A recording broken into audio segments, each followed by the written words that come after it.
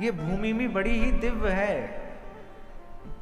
क्योंकि साक्षात प्रिया प्रियतम, साक्षात किशोरी जी और श्याम सुंदर की रास स्थली है ये वृंदावन। नित्य यहां विहार करते हैं भगवान। ऐसी वृंदावन की धरा पर बैठकर, क्योंकि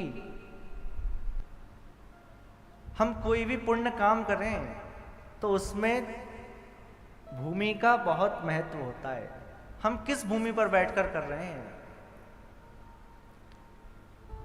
अयोध्या ज्ञान की भूमि है और वृंदावन प्रेम की भूमि है। हम वृंदावन की भूमि पर बैठकर कथा श्रवण कर रहे हैं। यहां ठाकुर जी नित्य प्रति गौचारण करते हैं, नित्य प्रति रास करते हैं। आज भी ठाकुर जी इस धरा पर नंगे पैर दौड़ते हैं। अद्भुत है वृंदावन। हम आगे श्रवण करेंगे वृंदावन की क्या महिमा है। श्री किशोरी जी ने अपने ही संकल्प से इस वृंदावन का निर्माण किया है। यह पृथ्वी का खंड नहीं है, ये कोई सामान्य धरा नहीं है, ये ब्रह्मा जी की सृष्टि नहीं है। ये वृंदावन तो किशोरी जी की सृष्टि है। किशोरी जी ने इसका सृजन किया है। ऐसे वृंदावन में बैठकर दिव्य श्रीमद् भागवत कथा, सभी पुराणों का तिलक कहा जाता है इसको। कहते हैं ना पुराण तिलक। ऐसे समझिए कोई व्यक्ति है, उसका माथा सूना है तो वो देखने में अच्छा नहीं लगेगा, लेकिन उसी व्यक्ति के माथे पर तिलक लगा हो, उसकी सौंदर्य और बढ़ जाएगा। तो सभी पुराण श्रेष्ठ हैं, पर उन सभी पुराणों में यह पुराण तिलक है श्रीमद् भागवत। किशोरी जी का और हमारे श्याम सुंदर का वांग्मय स्वरूप है श्रीमद् भागवत। वांग्मय स्वरूप किसको कहते हैं?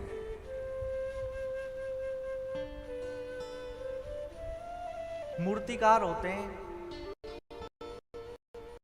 अलग अलग धातु की मूर्ति कोई पीतल की मूर्ति बनाते हैं, कोई कांसे की मूर्ति बनाते हैं, अलग अलग धातु की मूर्ति बनती है ना।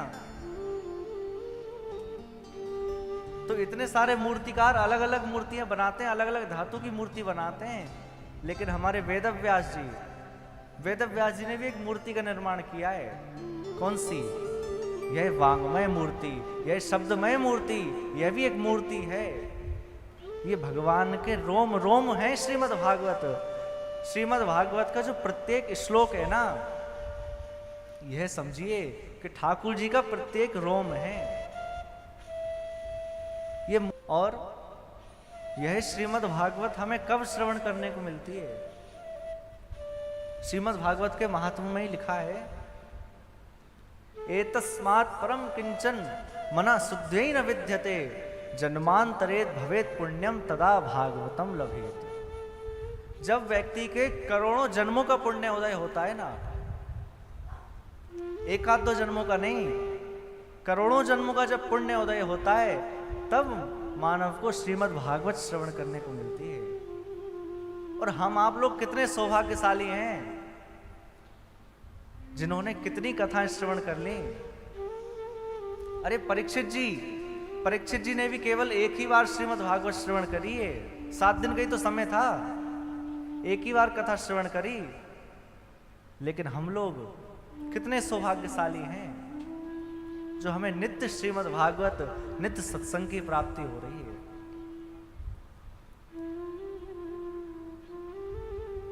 अद्भुत है श्रीमद् भागवत। हम आगे सुनेंगे कि जब वेदव्यास जी ने इतने पुराणों की रचना कर दी, तब भी उन्हें संतुष्टि नहीं हुई। उनको लग रहा था कि मेरे मन में अभी कुछ असंतोष है, ऐसा कुछ कार्य रह गया है जो मैं नहीं कर पा रहा हूं अभी। तब नारद जी की प्रेरणा से उन्होंने श्रीमद् भागवत की रचना की है। और यह श्रीमद् भागवत जन्मांतरेत भवेत पुण्यम। अब आप कहेंगे इतनी सारी कथाएं हो रही हैं, अरे YouTube खोलो उसमें कथाएं चल रही हैं, टीवी में कथाएं चल रही हैं, जगह जगह स्थानों पर कथाएं चल रही हैं, तो क्या सबके इतने पुण्योदय हो गए जिनको सबको श्रीमद् भागवत मिल गई? श्रीमद् भागवत पुण्यों का साधन तो है ही। जब हमारे पुण्य उदय होते हैं ना, तब श्रीमद् भागवत मिलती है। पर श्रीमद् भागवत से हमें क्या प्राप्त होता है? आप ये सोचें, हम वृंदावन आए, कथा सुनेंगे तो कथा सुनकर पुण्य मिलेगा, यही सोचते हैं ना। पर भागवत कैसा ग्रंथ है? श्रीमद् भागवत पुण्य प्रदान नहीं करता। मैं लिख के दे रहा हूं, श्रीमद् भागवत पुण्य प्रदान कभी नहीं करता। श्रीमद् भागवत तो प्रेम प्रदान करता है, प्रेम का ग्रंथ है श्रीमद् भागवत। क्योंकि पुण्यों का क्षय हो जाता है। जैसे हम पुण्य कमाते हैं, स्वर्ग आदि लोकों में जाते हैं, यही होता है ना। पुण्य कमाएंगे तो स्वर्ग जाएंगे और पाप करेंगे तो, अरे आप लोग भी कुछ बोलो, आपसे ही पूछ रहा हूं मैं। पाप करेंगे तो कहां जाएंगे? नरक जाएंगे। तो जब पुण्य करेंगे स्वर्ग जाएंगे, तो क्या हम वहां हमेशा के लिए रहेंगे? कब तक रहेंगे? जब तक हमारे खाते में पुण्य रहेंगे। और जैसे ही हमारे पुण्य खत्म होंगे तो उसी स्वर्ग से हमें धक्का देकर बाहर निकाल देंगे, मृत्यु लोक में फिर भेज देंगे कि जाओ, जाकर फिर से पुण्य करो और फिर से वापस आना। तो पुण्य क्षय हो जाते हैं, लेकिन प्रेम कभी क्षय नहीं होता। प्रेम हमेशा बढ़ता जाता है। प्रेम की कोई सीमा नहीं है, प्रेम कभी क्षय नहीं होता। तो श्रीमद् भागवत हमें पुण्य नहीं देती, श्रीमद् भागवत तो हमें प्रेम प्रदान करती हैं। श्रीमद् भागवत हमें श्री कृष्ण को प्रदान करने वाली है।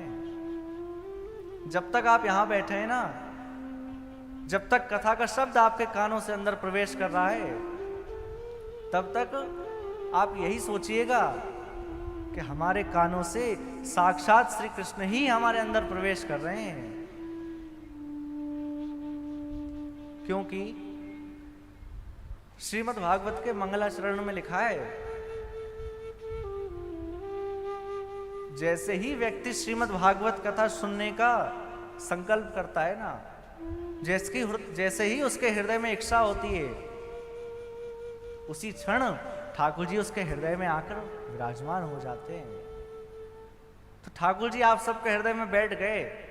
अब हमारी जिम्मेदारी है कि हम ठाकुर जी को बाहर ना निकलने दें, ठाकुर जी को बिठा कर रखें। बैठे कैसे रहेंगे?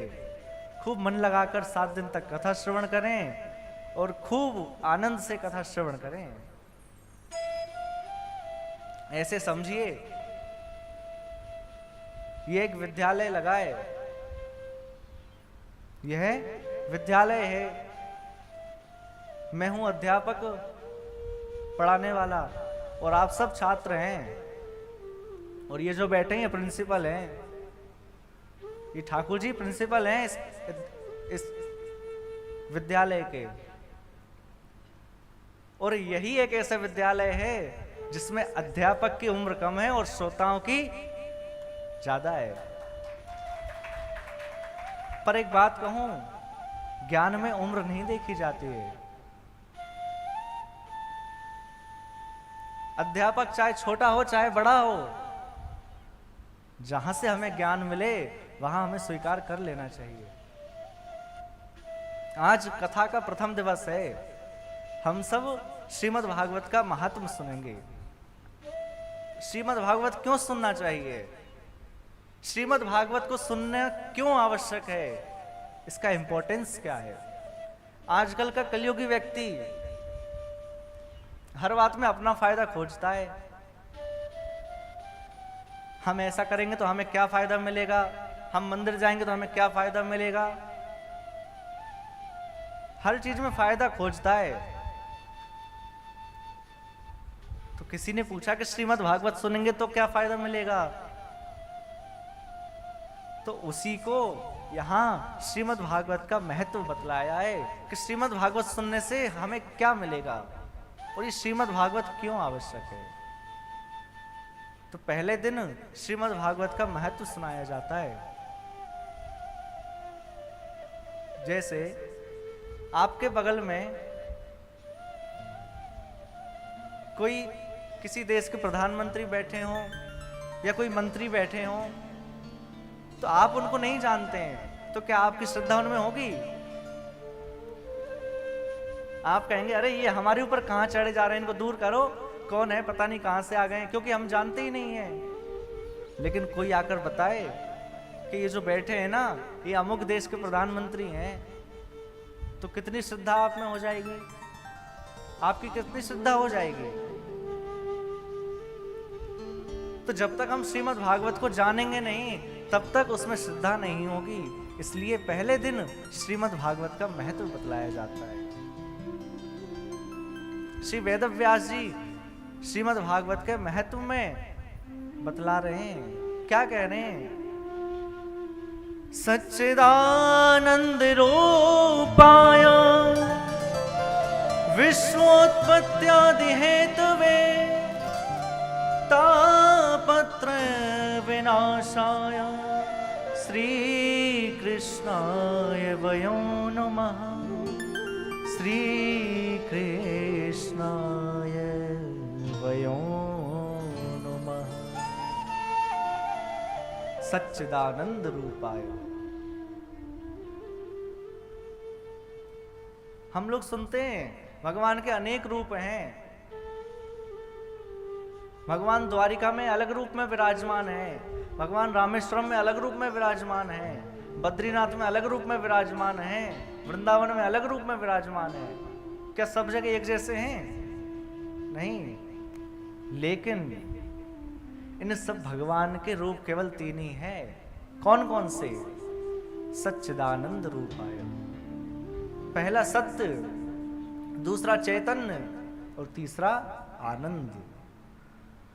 भगवान सत्य स्वरूप हैं। ये पूरा संसार झूठा है, केवल भगवान ही सत्य हैं। ऐसे समझिए, सत्य कहते कैसे हैं?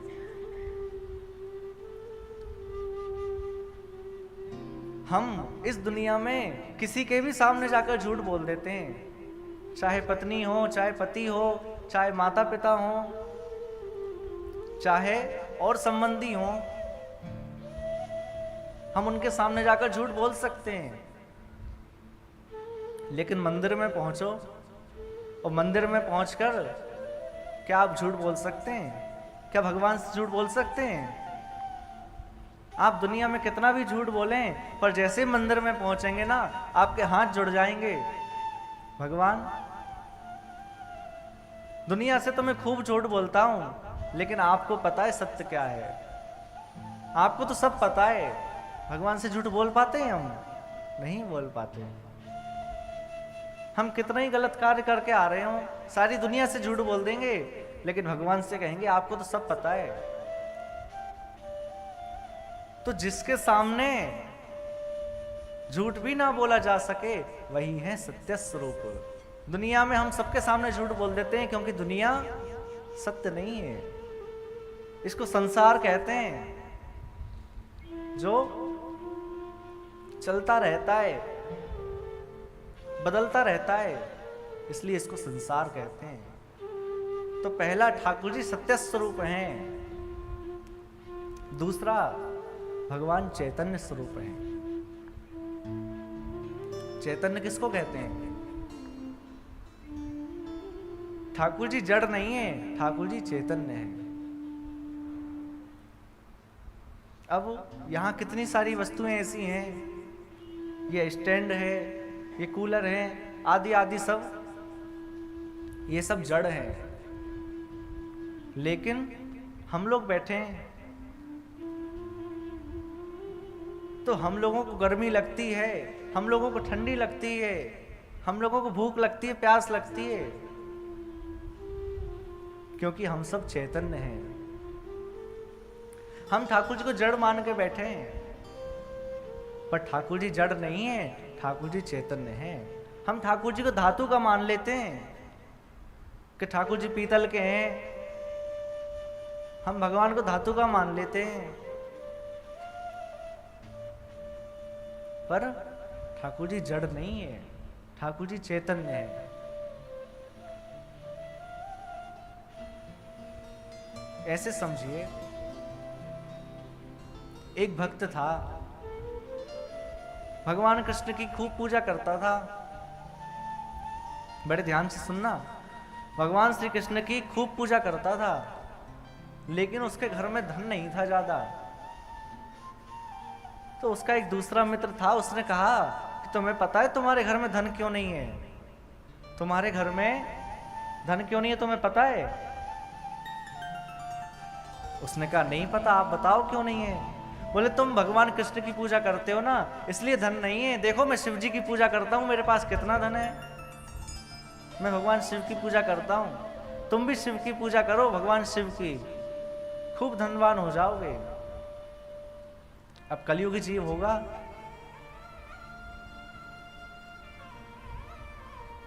भगवान कृष्ण को तो रख दिए एक तरफ अलमारी में बंद करके, और शिव जी को बिठाकर पूजा करने लगा। क्योंकि कलयुगी व्यक्तियों में अश्रद्धा बहुत जल्दी होती है। किसी ने कह दिया कि देखो वहां जाकर देखो कितना सब लोगों के काम बन रहे हैं, अमुक जगह चले जाओ, बहुत जल्दी हमारी श्रद्धा हो जाती है। लेकिन वहां भी ज्यादा देर नहीं टिकते, वहां से दूसरी जगह चले जाएंगे। क्योंकि कलयुग में व्यक्ति, कलयुगी जीव, अश्रद्धा बहुत जल्दी होती है कलयुगी जीवों में। उसने शिव जी को बिठाकर शिव जी की आराधना शुरू कर दी। पहला ही दिन था, शिव जी की पूजा कर रहा था।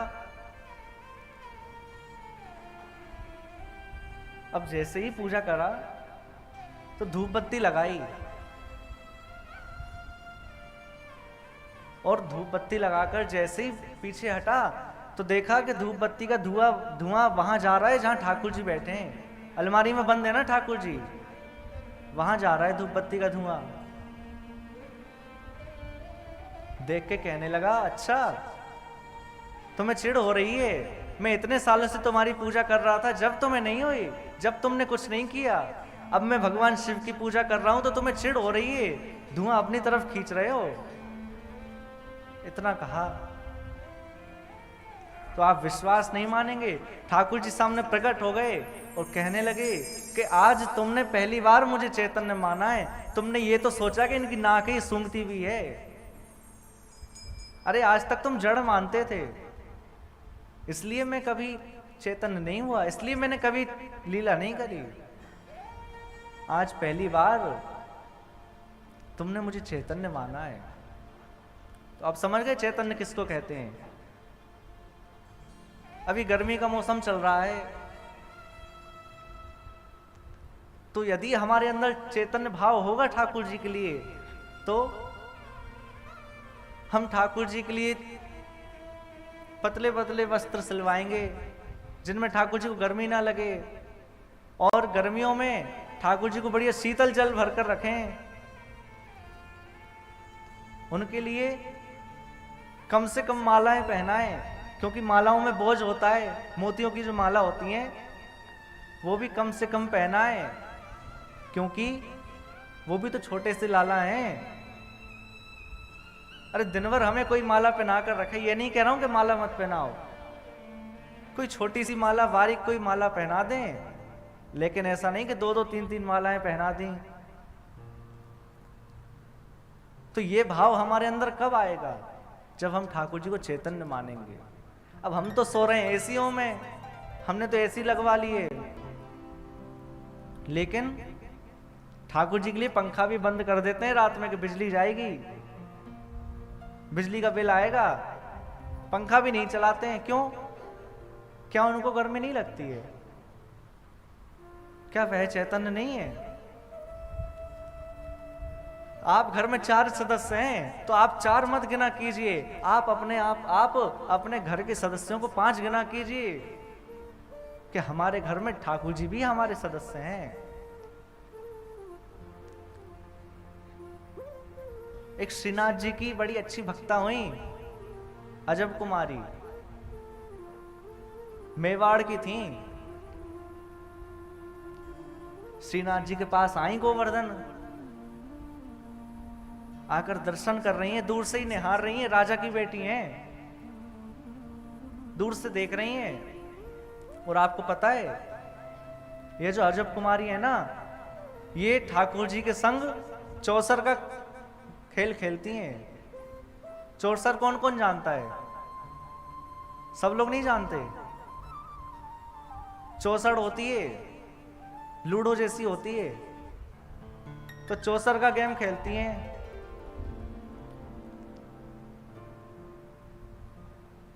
एक तरफ खुद बैठ जाती हैं और दूसरी तरफ ठाकुर जी हैं।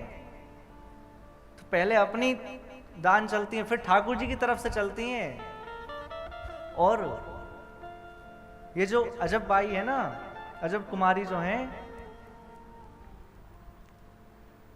इनको आज तक चौसर में कोई नहीं हरा पाया है। खूब अच्छा खेलती हैं, लेकिन जब ठाकुर जी के साथ खेलती हैं ना, तो हमेशा स्वयं को हरा देती हैं और ठाकुर जी को जिता देती हैं। एक बात कहूं, हम लोग भी, आप कभी प्रयोग कर कर देखना, ठाकुर जी के सामने जाओ और फोन में जो लूडो होता है ना, लूडो गेम, उसको खोलकर बैठ जाओ। एक अपनी तरफ से चलो और दूसरे फिर ठाकुर जी की तरफ से चलो। ये कोई शास्त्रीय बात नहीं है, लेकिन हम जो भक्त जो कार्य करते हैं वे सब शास्त्रीय ही बन जाता है। क्यों?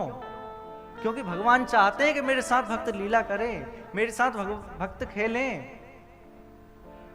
तो आप ध्यान देना कि जैसे ही ठाकुर जी हारने वाले होंगे ना, तो उनका मुख थोड़ा सा उदास हो जाएगा, थोड़े से उदास हो जाएंगे।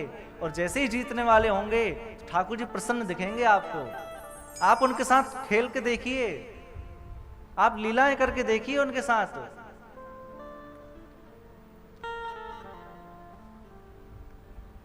तो वह भक्ता उनके साथ चौसर खेलती थी और हमेशा उनको जिता देती थी।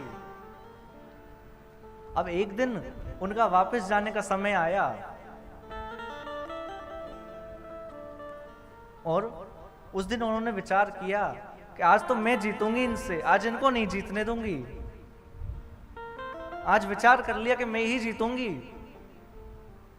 पुनः खेल प्रारंभ किया। अजब कुमारी को आज तक कोई हरा नहीं पाया है। खेलने लगी खेल। अब जैसे ही ठाकुर जी हारने लगे तो उन्होंने देखा कि भगवान के चेहरे पर पसीने की बूंदें हैं, ठाकुर जी के चेहरे पर पसीना आ रहा है, बड़े उदास हैं कि आज मैं हारने वाला हूं। और जैसे ही अजब कुमारी ने देखा तो पुनः उस दिन ठाकुर जी को फिर से जिता दिया। अब ठाकुर जी तो बड़े प्रसन्न हो गए। अब वह अजब कुमारी वापस जाने लगी मेवाड़। तो क्या कहती हैं, प्रभु यदि आप मुझसे प्रसन्न है ना, तो आप मेरे साथ मेवाड़ चलिए। यदि आप मेरी सेवा से, मेरे आपके साथ खेलने से यदि आप प्रसन्न हैं, तो आप मेरे साथ मेवाड़ चलिए। तो ठाकुर जी ने बिल्कुल देरी नहीं लगाई, ठाकुर जी गोवर्धन से मेवाड़ चले गए। श्रीनाथ जी मेवाड़ में विराजमान हो गए। क्यों? क्योंकि वह ठाकुर जी को, श्रीनाथ जी को चैतन्य मानती थी, उनके साथ बातचीत करती थी। हम लोग चैतन्य नहीं मानते। वो क्या मानती थी? मेरो मन गिरधर छवि पे अटक्यो, मेरो मन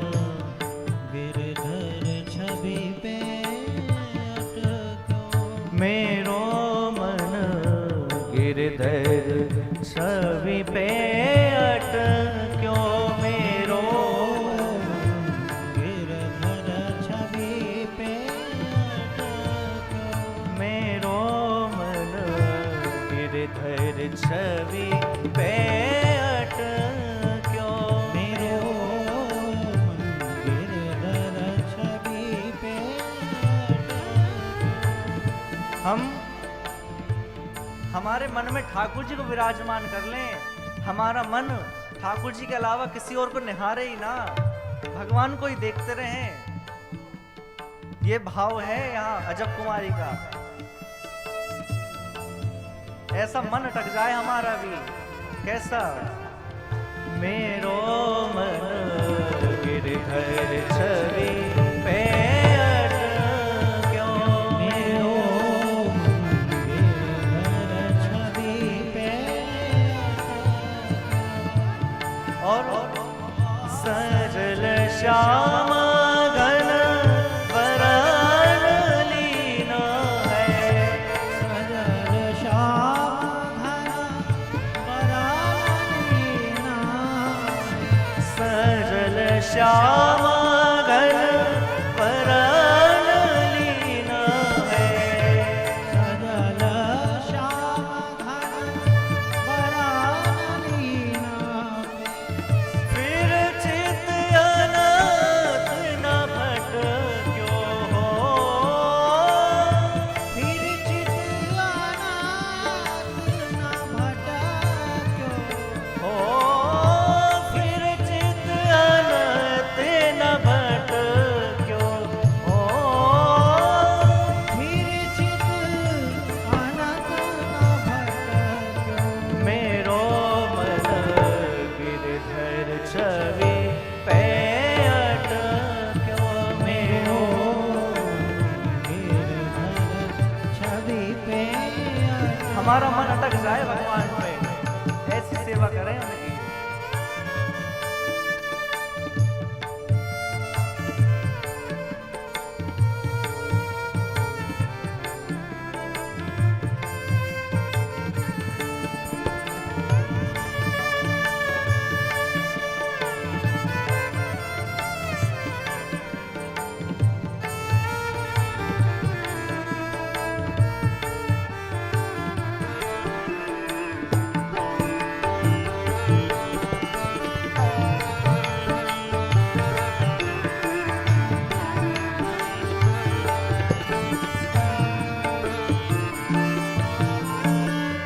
ललित त्रिभंग चाल पे चल के, ललित त्रिभंग